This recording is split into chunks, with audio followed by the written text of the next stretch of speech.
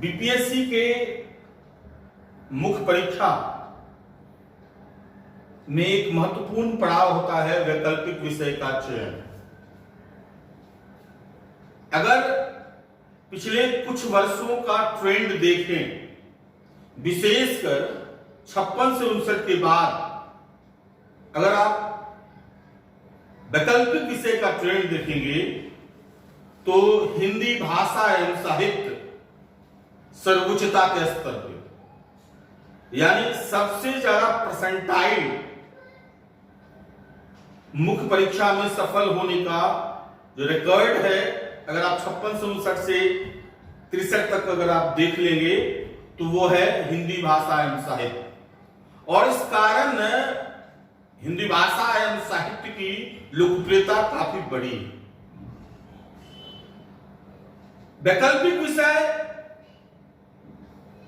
300 marks के होते हैं जो निर्णायक होते हैं। समान अध्ययन में जो डिफरेंस होता है अलग अलग छात्रों के बीच वो बहुत ज्यादा नहीं होता है। और वैकल्पिक विषय में बिहार में क्योंकि स्केलिंग नहीं है तो अलग अलग विषयों की जो मार्किंग पैटर्न है उसके कारण यह इसका निर्णायक महत्व हो जाता है। कुछ विषय में ऑन एवरेज 140 150, कुछ में 180 के लगभग होते हैं। उस संदर्भ में हिंदी का निर्णायक महत्व हो जाता है। इसलिए आज हम हिंदी भाषा एवं साहित्य की तैयारी कैसे करें, कैसे उसमें उच्च से उच्च अंक प्राप्त करें, कैसे आपकी लेखन शैली बेहतर हो, उस पर हम चर्चा करेंगे। 300 मार्क्स का एक प्रश्न पत्र होता है, उसके दो भाग होते हैं। पहला जो भाग होता है भाषा एवं साहित्य। प्रायः भाषा से 3 क्वेश्चन और साहित्य से 3 क्वेश्चन, 6 प्रश्न पूछे जाते हैं। इसमें से आप 3 प्रश्न का आपको उत्तर देना होता है। यह कंपल्सरी नहीं होता है कि दोनों से लिखें, आप दोनों मिला करके आपको 3 प्रश्न का उत्तर देना होगा। तो पहले हम भाषा एवं साहित्य पर चर्चा कर लेंगे, तब हम जो दूसरा पार्ट होता है गद्य और पद्य उस पर हम चर्चा करेंगे। एक चीज याद रखिएगा, भाषा, हिंदी भाषा एवं साहित्य वैकल्पिक विषय में भाषा का सबसे महत्वपूर्ण योगदान है। इसका जो मार्किंग पैटर्न होता है वो बहुत ही हाई होता है अगर आप बेहतर लिखेंगे तो।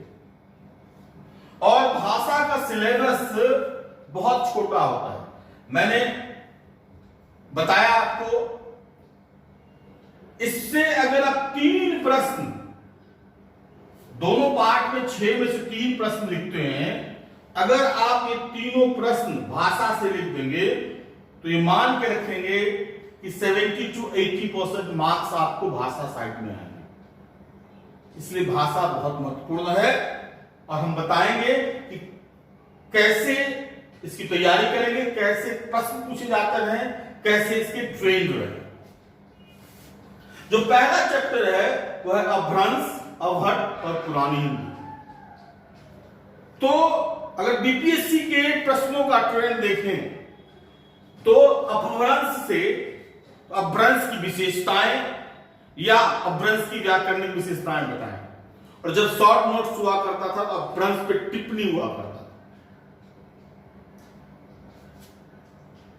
इसके अलावा अवहट, उसकी व्याकरणिक विशेषताएं या अपभ्रंश की अवहट की विशेषताएं ये पूछा जाया करता था और शॉर्ट नोट्स में अवहट पूछा जाता था। पुरानी हिंदी की भी व्याकरणिक विशेषताएं या विशेषताएं। एक प्रश्न ऐसा भी होता है जैसे अपभ्रंश और पुरानी हिंदी में अंतर संबंध, अपभ्रंश, अवहट और पुरानी हिंदी में अंतर संबंध। तो छात्रों को पहले व्यक्तिगत रूप से अपभ्रंश कि व्याकरण अपभ्रंश की विशेषताएं, अवट की विशेषताएं और पुरानी हिंदी की विशेषताएं।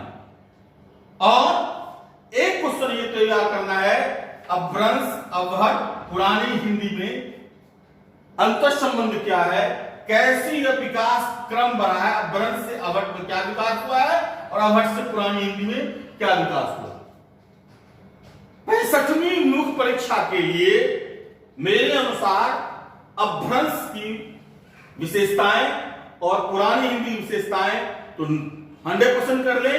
इसके अलावा अपभ्रंश, अवट, पुरानी हिंदी के अंतर संबंधों को गंभीरता से कर लेंगे तो आप एक प्रश्न आप निश्चित तैयार मान। दूसरा है अवधि और ब्रजभाषा। बीपीएससी के जो ट्रेंड देखेंगे तो बीपीएससी में अवधि का साहित्यिक विकास या ब्रजभाषा का साहित्यिक विकास या मध्यकालीन अवधि की विशेषताएं, ब्रजभाषा, मध्यकालीन ब्रजभाषा की विशेषताएं, और एक बार प्रश्न आया था ब्रजावधि। इसी से जुड़े प्रश्न होते हैं। व्याकरणिक विशेषताएं कर करके बीपीएससी में नहीं आता है, वो यूपीएससी में प्रश्न आता है। तो आपका अवधि का साहित्यिक विकास और ब्रजभाषा का साहित्यिक विकास आप पूर्ण रूप से तैयारी कर लो। ब्रजावधि जो कहलाता है वह जिसमें ब्रज और अवधि का मिलन हो। और एक क्वेश्चन था ब्रजबुली, जो पश्चिम बंगाल में खासकर चैतन्य प्रभु के कीर्तन को गाने वाले लोग एक स्थानीय तत्व और ब्रजभाषा के तत्व को मिलाकर जो भाषा बोलते थे उसको ब्रजबुली कहा था।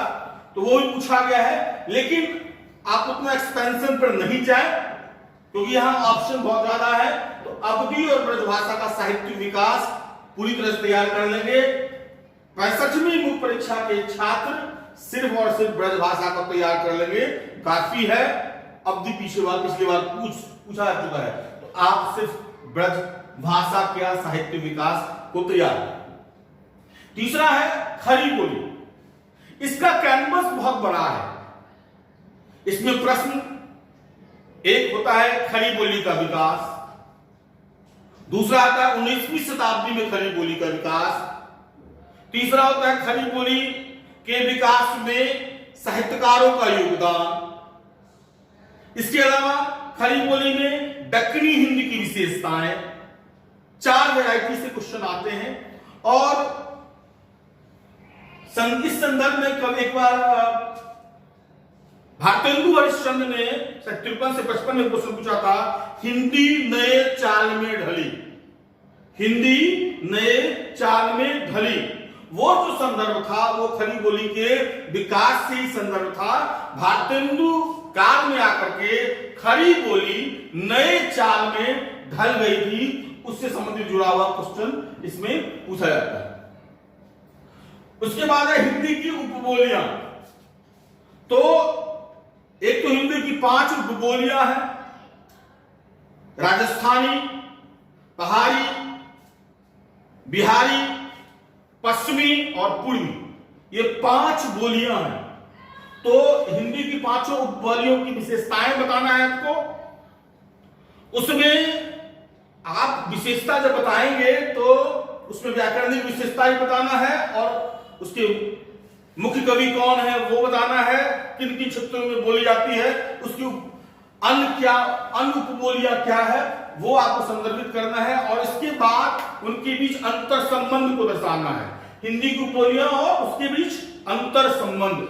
अंतर संबंध का मतलब है क्या क्या कॉमन है इन 5 बोलियों में, जिससे कि यह समासिक भाषा की अभिव्यक्ति की समासिक हिंदी की उपबोली के रूप में जुड़ गया। यानी 5 जगह अलग अलग क्षेत्रीय आधार बता हुआ है, लेकिन उनमें अंतर संबंध है, कॉमन बहुत सारा चीज है, उस चीज को दिखाना है। कभी कभी इसमें पूछा आता है पश्चिमी हिंदी और पूर्वी हिंदी दोनों के बीच अंतर और अंतर संबंध दोनों, उसके बारे में भी पूछा जाता है, तो उसको भी आप कंसंट्रेट कर लेंगे। 65वीं मुख्य परीक्षा के छात्र खड़ी बोली भी पढ़ लेंगे और हिंदू की बोली का अंतर संबंध भी पढ़ लेंगे। दूसरा है चौथा पांचवा जो टॉपिक है देवनागरी लिपि। तो देवनागरी लिपि का विकास कैसे कैसे हुआ है, तो देवनागरी लिपि के विकास क्रम पर विचार करिए, प्रश्न 1। दूसरा होता है देवनागरी लिपि के मानकीकरण पर विचार कीजिए, या देवनागरी लिपि के मानकीकरण की क्या क्या समस्याएं आई उस पर विचार कीजिए। और सबसे पॉपुलर क्वेश्चन इसका है देवनागरी लिपि की विशेषताएं या गुण और दोष, देवनागरी लिपि के गुण और दोष पर विचार कीजिए। उसके बाद है राष्ट्रभाषा और राजभाषा। यहां हिंदी का जो राष्ट्रभाषा और राजभाषा का जो विवाद है वह आजादी के पूर्व भी था, आज भी है और शायद आगे भी रहेगा। लेकिन यहां बराबर प्रश्न पूछा जाता है राष्ट्रभाषा हिंदी का विकास आजादी के पूर्व, राष्ट्रभाषा हिंदी का विकास कैसे हुआ, आजादी के पूर्व राष्ट्रभाषा हिंदी का विकास कैसे हुआ, प्रश्न 1 ये होता है। दूसरा होता है आजादी के पूर्व राष्ट्रभाषा हिंदी के विकास में हिंदेतर भाषियों के का योगदान क्या है, यानी जो अहिंदी भाषी लोग हैं उनका क्या योगदान है। राष्ट्रभाषा हिंदी के विकास में अहिंदी भाषियों का आजादी से पूर्व क्या योगदान रहा, इस तरह से प्रश्न आता है। एक आता है क्योंकि आजादी के बाद यह सिर्फ राष्ट्रभाषा नहीं रह गई, ये राजभाषा भी हो गई। तो राजभाषा तो रह गई लेकिन साथ में अंग्रेजी भी जुड़ गई। तो हिंदी राजभाषा के संदर्भ में दोयम दर्जे की राजभाषा हो गई। आज भी प्रमाणिक मापदंड जो है प्रमाणिक मान्य होगा इंग्लिश, अंग्रेजी ही प्रमाणित होगा।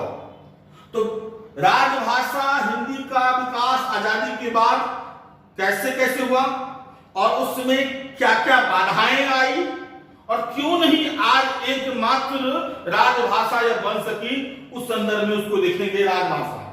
और इसकी संवैधानिक स्थिति क्या है, इसकी अभी व्यवहारिक स्थिति कैसी है, संपर्क भाषा के रूप में इसकी स्थिति कैसी है, इस संदर्भ से यानी राष्ट्रभाषा राजभाषा संपर्क भाषा के रूप में हिंदी की स्थिति, हिंदी की संवैधानिक स्थिति और आजादी से पूर्व राष्ट्रभाषा का विकास और उसमें हिंदेतर भाषियों का योगदान और हिंदी भाषियों का योगदान, और उसके बाद राजभाषा हिंदी आजादी के बाद राजभाषा का विकास और उसमें बाधाएं। जैसे एक बार पूछा था 53 से 55 में कि राजभाषा हिंदी संसदीय चालों के कारण एकमात्र राजभाषा नहीं बन सकी। तो संसदीय चाल, इन अलग अलग संसदीय समितियां जो बनी उसके रिकमेंडेशन के कारण हम पर यह थोप दिया गया कि हिंदी के साथ साथ अंग्रेजी ही मानक भाषा होगी और उसका ही पाठ्य जो है वो मान्य होगा।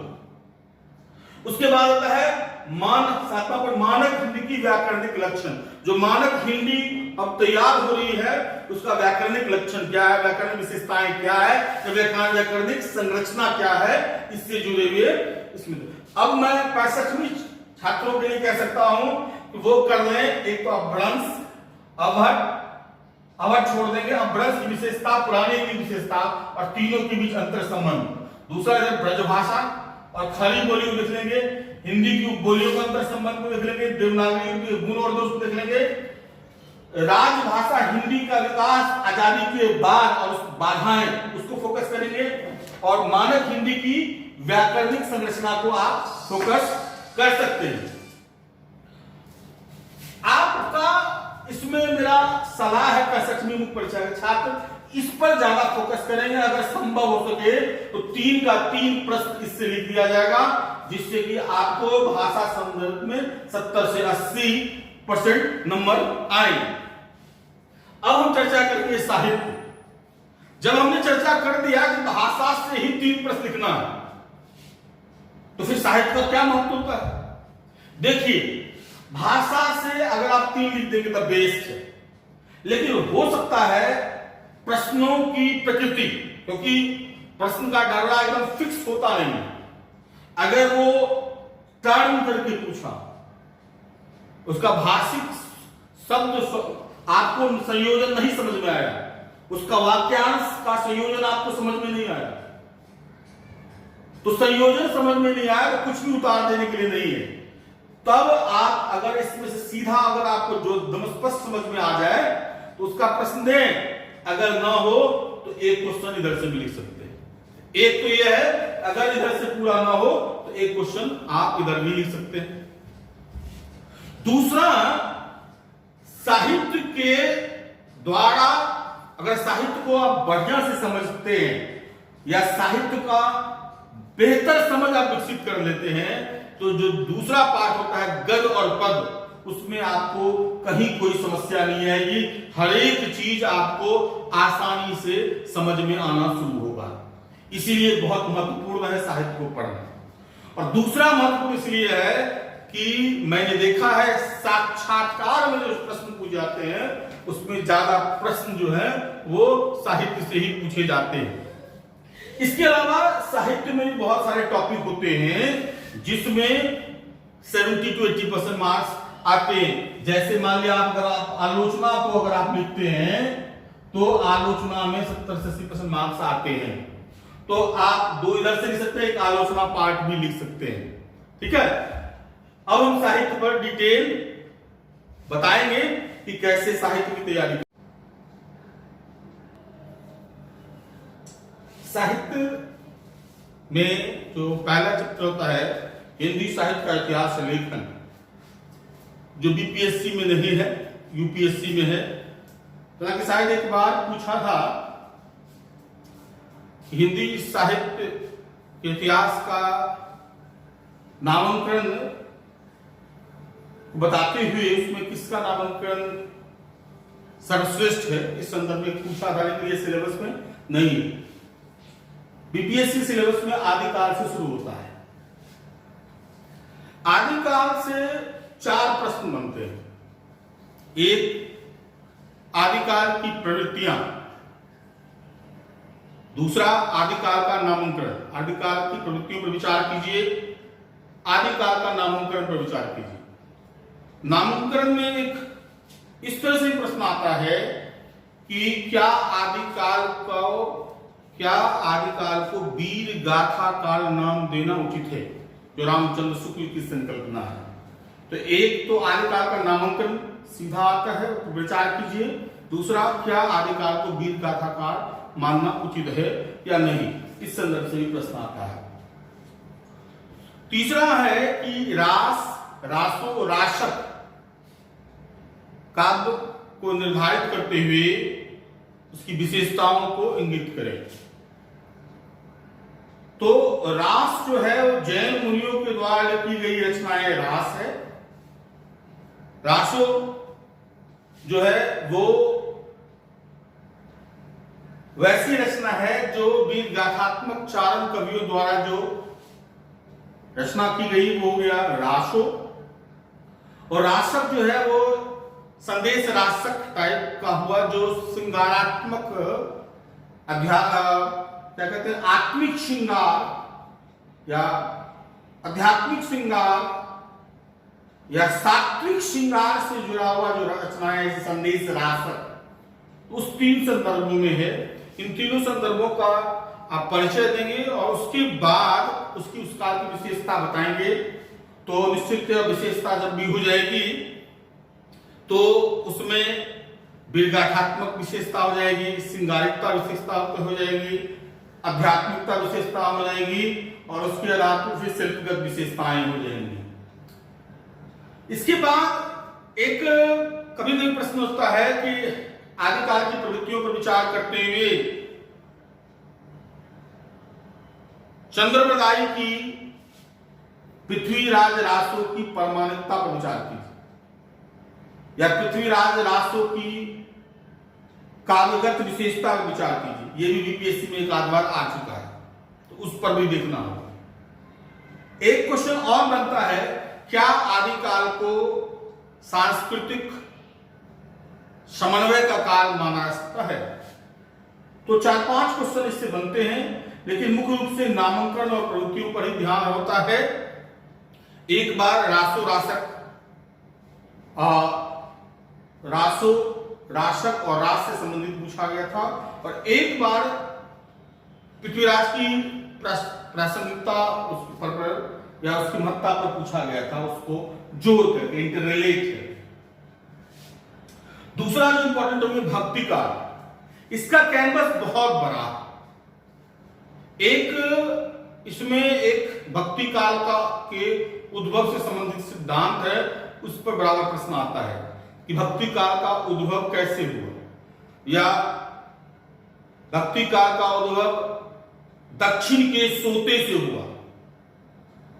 तो भक्ति काल के उद्भव से जुड़े हुए प्रश्न एक आते हैं। दूसरा है भक्ति काल की विशेषता से जुड़े प्रश्न आते हैं, और एक खास कर ये होता है कि भक्ति काल की विशेषताओं को निर्धारित करते हुए क्या इसे स्वर्ण काल कहा जा सकता है।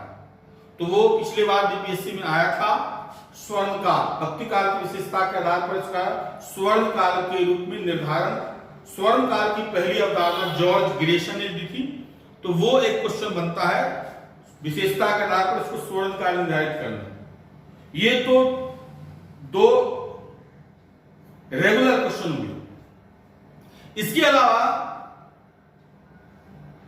निर्गुण और सगुण कालधारा के बीच अंतर और अंतर संबंध, फिर निर्गुण धारा में संत कालधारा की विशेषताएं बताइए, दूसरा सूफी कालधारा की विशेषता बताइए। इसमें टेल जो रास्ता है कि सूफी कालधारा की विशेषता बताते हुए क्या यह कहा जा सकता है कि सूफी रचनाएं समन्वयवाद की प्रतीक है, या संत काव्य में क्रांति की बात कही गई है, या संत काव्य में, संत काव्य जो है लोक जागरण का काव्य है। उसी तरह राम काव्य की विशेषता पूछा जाता है, और इसको थोड़ा ट्रेंड चेंज किया जाता है, तो राम काव्य लोक मंगल एवं समन्वय का काव्य, ऐसे ही पूछा जाता है। उसके बाद कृष्ण काव्य धारा का कृष्ण काव्य धारा की विशेषता बताइए, तो आप उसमें कह सकते हैं कि कृष्ण काव्य धारा लोक रंजक काव्य धारा है। तो उस तरह से भी प्रश्न आ सकता है। तो 6 से 7 क्वेश्चन इसमें आ सकते हैं। खासकर इसमें लोक तत्व की प्रधानता से जुड़ा हुआ प्रश्न भी आ सकता है। रीतिकाल से 3 प्रश्न बनते हैं, और एक्सटेंड करें तो इसको 4 प्रश्न का भी दे सकते हैं। पहला, रीति काव्य की प्रवृत्तियां, ये विशेषताएं क्या है। दूसरा, रीति काल का नामांकन, और तीसरा रीति काल की देन। और एक क्वेश्चन ये हो सकता है कि रीति मुक्त काव्य धारा की विशेषताएं, या रीतिबद्ध, रीति सिद्ध और रीति मुक्त कवियों काव्य धारा की विशेषताओं को बताते हुए रीति मुक्त काव्य धारा पर विशेष ध्यान दें। तो उस तरह से भी क्वेश्चन आ सकता है। उसके बाद है भारतेंदु युग। आधुनिक युग की शुरुआत भारतेंदु युग से होती है। तो भारतेंदु युग की प्रवृत्तियां कैसी थी, फिर द्विवेदी युग की प्रवृत्तियां कैसी थी, और फिर छायावाद की प्रवृत्तियां कैसी थी। और इससे जुड़ा एक और क्वेश्चन आता है तीनों से मिलाकर के, नवजागरण। भारत में नवजागरण की शुरुआत भारतेंदु से मानी जाती है। द्विवेदी युग में आकर के इसका मापदंड स्थिर हुआ, और छायावाद में जाकर के नवजागरण का जो स्वर है वो मुखरित हुआ, सर्वोच्चता को पाया। और जब छायावाद करेंगे तो छायावाद कहता है आधुनिक, जिसे भक्ति काल को संपूर्ण हिंदी साहित्य का स्वर्ण काल कहता है, उसी तरह छायावाद को आधुनिक हिंदी साहित्य का स्वर्ण काल कहता है। तो छायावाद की विशेषता क्या है उस पर ध्यान आप देंगे। इसको घुमाया भी जा सकता है कि छायावाद कल्पना लोक का काव्य है, छायावाद बंधन से मुक्ति का काव्य है, छायावाद नवजागरण का काव्य है, इस तरह से प्रश्न को सेट किया जाता है। उसके बाद राष्ट्रवाद। राष्ट्रवाद जो बहुत हद तक राष्ट्रवाद जो है वो छायावादी राष्ट्रवाद से ही है, जो रोमांटिसिज्म जो यूरोपियन से प्रभावित हुए उसी पर चर्चा है। फोकस वन एंगल में राष्ट्रवाद के संदर्भ में किया जाता है। उसके बाद है प्रगतिवाद, क्योंकि 36 के बाद गांधीवादी आंदोलन से लोगों का मोह भंग होने लगा और रसिया में साम्यवाद के विशेषकर 1929 की मंदी में भी साम्यवादी देश रसिया पर कोई मंदी का कोई असर नहीं हुआ और सर्वहारा वर्ग की स्थिति वहां मजबूत रही। तो सर्वहारा वर्ग की आवाज को बुलंद करने की धारा शुरू हुई 36 के बाद, जिसमें प्रेमचंद का महत्वपूर्ण योगदान है और प्रेमचंद की गोदान जो रचना है वो प्रगतिवादी स्वरूप से लिखा गया है। काव्य में उसको प्रगतिवादी काव्य कहते हैं, जिसमें लोग जन समान का चित्रण किया गया है, सर्वहारा वर्ग का चित्रण किया गया है, उनकी समस्याओं को सामने में रखा गया है। तो प्रगतिवाद की प्रवृत्ति पर विचार करें।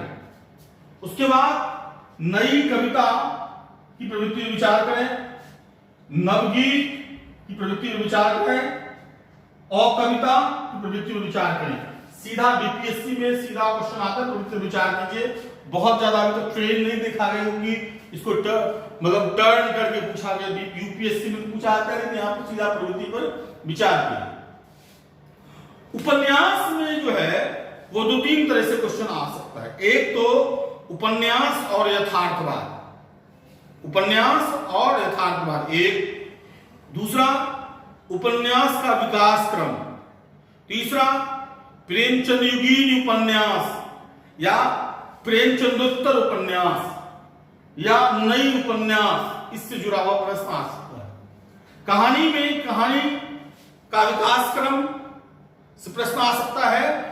विशेषकर आजकल ट्रेंड ये हो रहा है कि नई कहानी की प्रवृत्तियों पर विचार कीजिए या नई कहानी की विशेषताओं पर विचार कीजिए। नाटक जो है तो नाटक का विकास क्रम, उसमें प्रसाद को धुरी मारता है, तो प्रसादोत्तर नाटक की विशेषता बताइए या नाटक का विकास क्रम बताइए।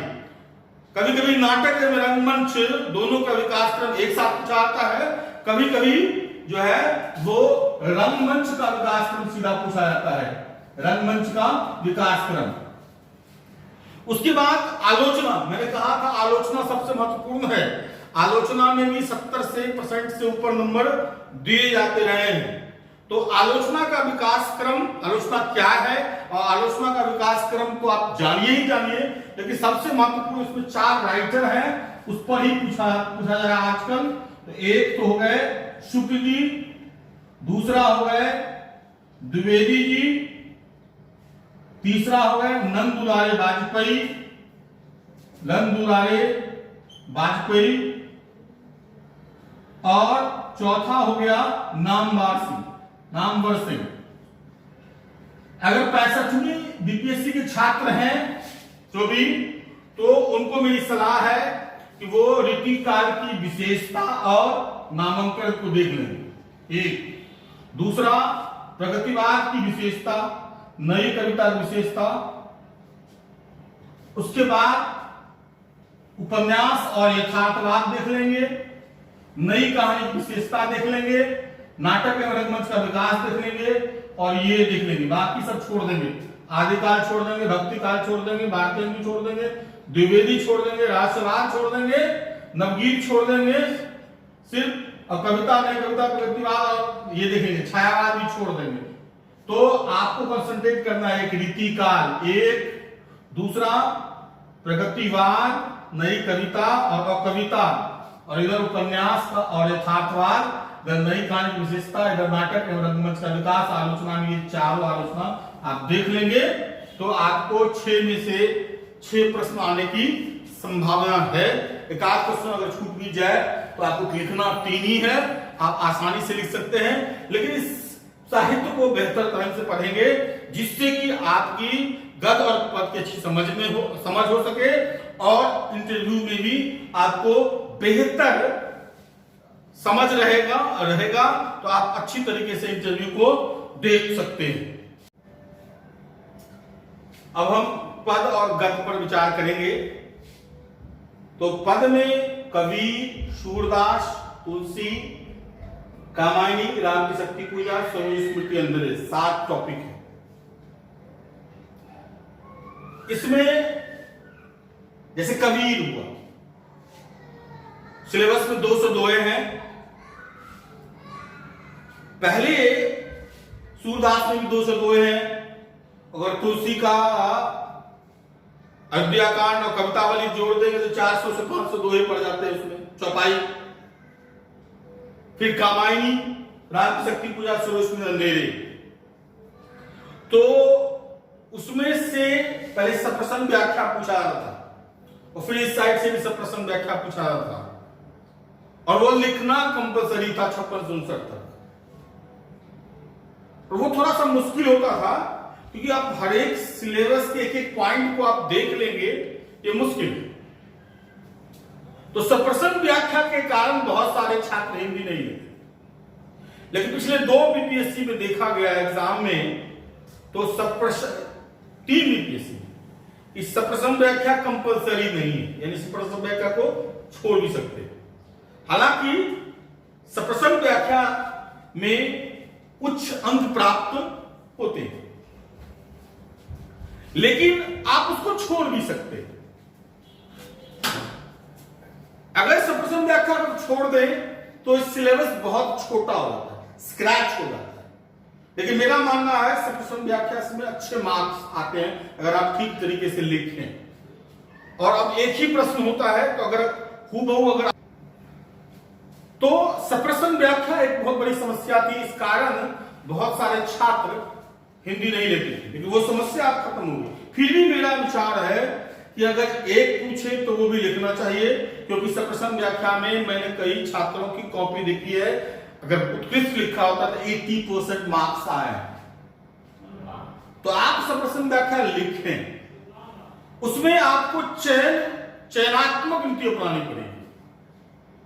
अगर एक तो हर एक चैप्टर का एक प्रारूप तैयार करना पड़ेगा, सप्रसंग व्याख्या कैसे लिखा है। दूसरा एक संयोग है, पिछले 56 से 59 से ले लें या 53 से 55 से लेकर के देखें तो 64 तक मेरे द्वारा तो चयन करके सप्रसंग व्याख्या छात्रों को दिया गया प्रश्न सप्रसंग व्याख्या का उसी से आया है। अगर दोनों टॉपिक मिलाकर के अगर आप 40-50 के अलावा सप्रसंग व्याख्या तैयार कर लेंगे तो आप निश्चित मान लीजिएगा कि आपको सप्रसंग व्याख्या बन जाए। लेकिन मेरा इसमें सलाह होगा कि अगर आपको पूरी तरीके से मिल रहा हो तभी आप सप्रसंग व्याख्या को टच करें, नहीं तो प्रश्न जो 5 हैं उसमें से आप 3 प्रश्न देने का कोशिश करें। मेरे द्वारा हर एक चैप्टर का प्रारूप बताया जाएगा और कैसे सप्रसंग व्याख्या लिखी है वो बताया जाएगा, और हर एक में से 7 से 8 सप्रसंग व्याख्या आपको बताया जाएगा। अगर आप उसको भी कर लेंगे तो सप्रसंग व्याख्या आपका हल हो जाएगा। और ऐसा देखा गया है कि लगभग उसी से सप्रसंग व्याख्या आता है। इसमें चयन जो है अनुभव के आधार पर किया जाता है, जो मैं करता हूं। और संयोग है ऐसा कि 56 से 59 के बाद कभी भी सप्रसंग व्याख्या गड़बड़ाया नहीं, लगभग वही सप्रसंग व्याख्या आया है। ठीक है, अब हम कबीर पर चर्चा करेंगे। और तो मैं बता रहा हूं कबीर 65वीं मुख्य परीक्षा के लिए इंपॉर्टेंट नहीं है, फिर भी 66वीं मुख्य परीक्षा के लिए ये चीज गेस मैंने अपने अनुभव के आधार पर दिया है। अब देखिए पर एग्जाम होगा और अगर ये चीज जो मैं कह रहा हूं सेट हो जाता है तो याद रखिएगा कबीर इंपॉर्टेंट नहीं है 65 के लिए, 66 के लिए बहुत इंपॉर्टेंट है। तो कबीर के किन टॉपिक के 66वीं के छात्र देखेंगे। एक कबीर की प्रासंगिकता, दूसरा कबीर का समाज, तीसरा कबीर की भाषा, और चौथा कबीर का दर्शन, और पांचवा एक और जोड़ लीजिए, कबीर स्वभाव से संत, प्रकृति से उपदेशक, ठोक पीट कर संत हो गए। कबीर में जो बहुआयामी व्यक्तित्व था, कबीर के बहुआयामी व्यक्तित्व के बारे में वो देखना। ये 5 टॉपिक आपको 66वीं के छात्र अभी से कंप्लीट कर लें। 66वीं में इससे प्रश्न आना ही आना है, 65वीं में नहीं आएगा। अब आइए सूरदास। सूरदास 65वीं के लिए सबसे महत्वपूर्ण है, इससे निश्चित प्रश्न आएगा। 4 प्रश्न आपको करना है। एक, सूर बिरह श्रृंगार के श्रेष्ठ कवि हैं, कैसे विवेचना कीजिए। दूसरा, सूर का भ्रमरगीत उपालंब का श्रेष्ठ काव्य है, कैसे विवेचना कीजिए या सुधारण व्याख्या कीजिए।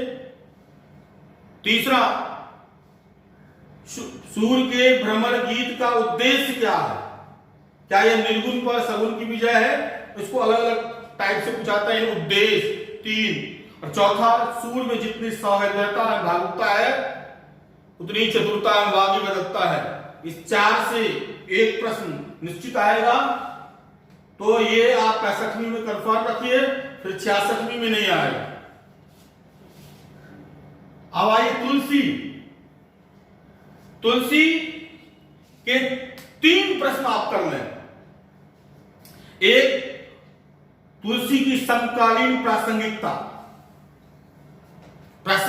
क्या है, या तुलसी में तद्युगीन यथार्थ का चित्रण है। तुलसी में तद्युगीन यथार्थ का चित्रण है, जो पिछले बार पूछ लिया था, लेकिन 66वीं वाले तैयारी कर लेंगे। तुलसी में तद्युगीन यथार्थ का चित्रण। दूसरा, तुलसी में लोक मंगल और समन्वयवाद की विराट चेतना प्रस्तुत की गई है, और तुलसी की भक्ति भावना। ये 3 टॉपिक आपको तुलसी से तैयार करना है, और ये 66वां के लिए इंपॉर्टेंट है, 65वां में नहीं आएगा, मेरा मानना है। कामायनी, ये सबसे महत्वपूर्ण है 65वीं मुख्य परीक्षा के लिए। कामायनी की तैयारी आप गंभीरता से करें। तो कामायनी में क्या करना है, इसको देख लीजिए। एक, वर्तमान में कामायनी की प्रासंगिकता, फिर कामायनी का रूपकत्व या प्रतीकात्मकता, फिर कामायनी राष्ट्रीय स्वतंत्रता गीत या छायावाद का प्रतिरूप है, ये तैयार कर लें। कामायनी में मिथ, कल्पना और इतिहास का समन्वय या मणिकांचन संयोग देखने को मिलता है, ये कर लें। एक क्वेश्चन और कर सकते हैं, कामायनी में महाकाव्यत्व फिक्स है, प्रश्न आना ही आना है। राम की शक्ति पूजा, ये भी बहुत इंपॉर्टेंट है 65वीं के लिए। जो 65वीं के लिए इंपॉर्टेंट है वो 66वीं के लिए नहीं है। तो राम की शक्ति पूजा, अब राम की शक्ति पूजा से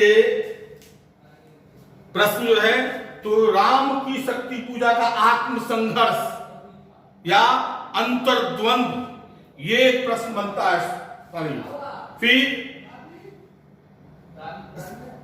राम की शक्ति पूजा के राम आधुनिक मानव है कैसे, ये देखना है।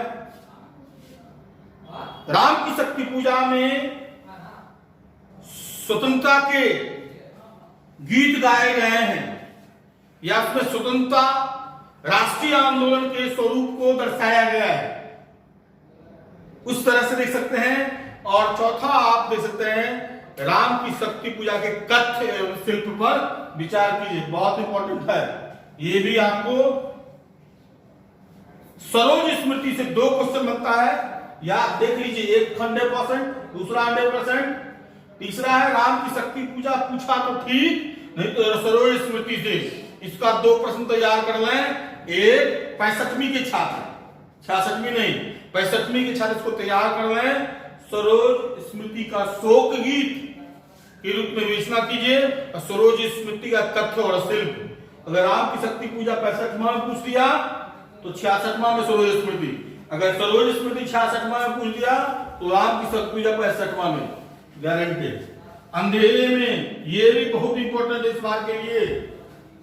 याद रखिएगा, अंधेरे में 2 प्रश्न की तैयारी कर लें, एक 65वीं के छात्र और 66वीं के भी छात्र। अगर नहीं पूछा तो आपके लिए ही है। याद रखिए 65वीं के छात्र जो पूछ दिया जो टॉपिक 65वीं में, वो 66वीं में नहीं आएगा, तो 66 जो छांट देंगे और उसके बाद 66वीं में उसको कंसंट्रेट करेंगे। अंधेरे में का 2 क्वेश्चन, एक अंधेरे में का मुख्य प्रतिपाद क्या है, मुख्य प्रतिपाद क्या है, इसमें मुख्य प्रतिपाद मध्यम वर्ग के संदर्भ में होगा, यथार्थवाद के संदर्भ में होगा। तो मुख्य प्रतिपाद एक तैयार कर लेंगे। दूसरा अंधेरे में का तथ्य और शिल्प, और शिल्प में विशेषकर फैंटेसी शिल्प के बारे में आप तैयार कर लेंगे। तो ये हो गया पद। पद वाले में बहुत ज्यादा मूल टेक्स्ट पढ़ने की इतनी जरूरत नहीं है। आप समीक्षा पुस्तक कुछ पढ़ सकते हैं, या जो प्रश्नोत्तर रूप में जो सेव है वो आप कर सकते हैं।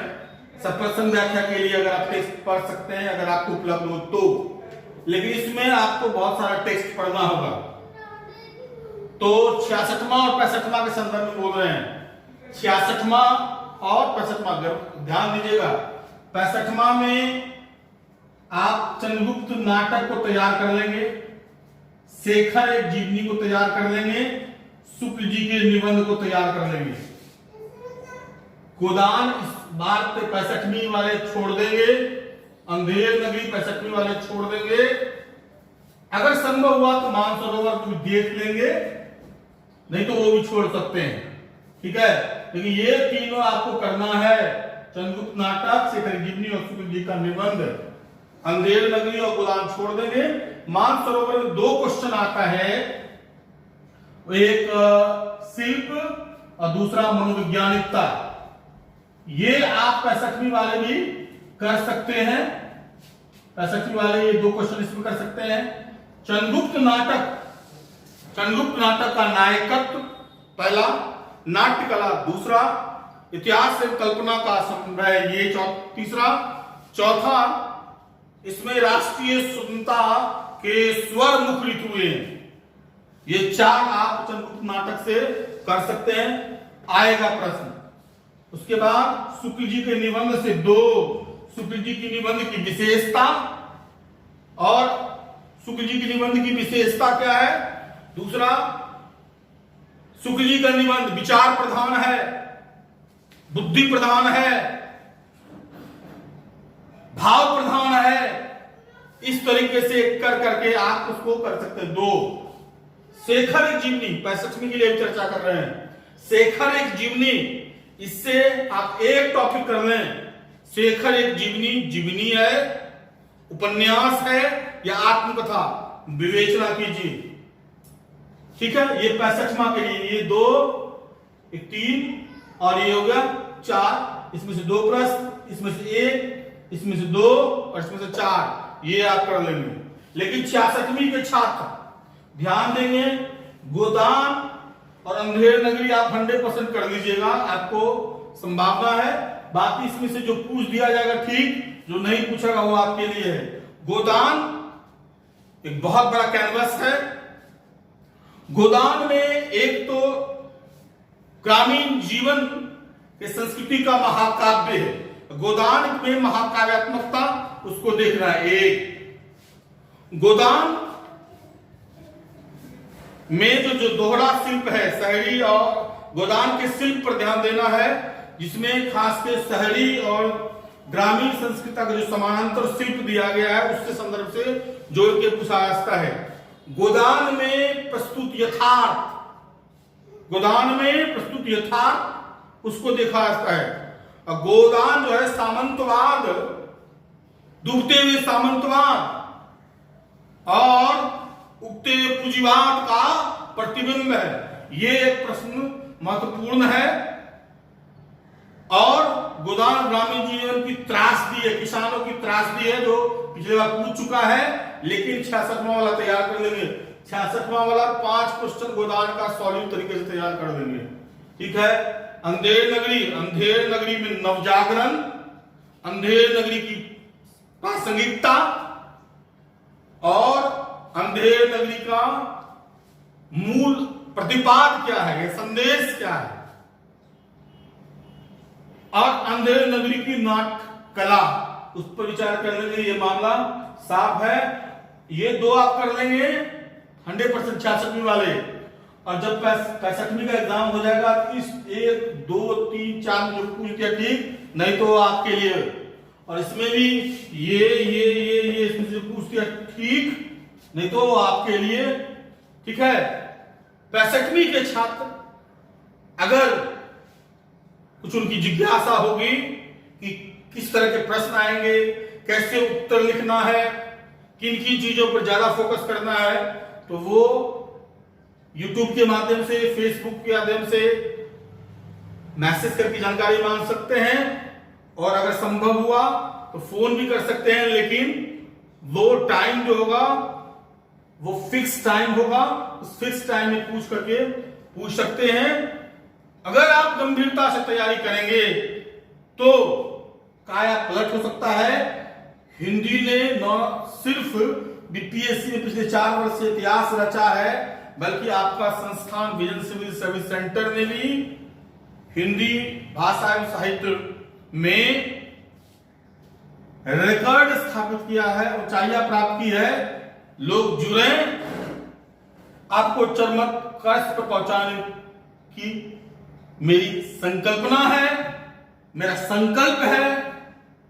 आप सहयोग करें, आपको सफलता मिलेगी। धन्यवाद।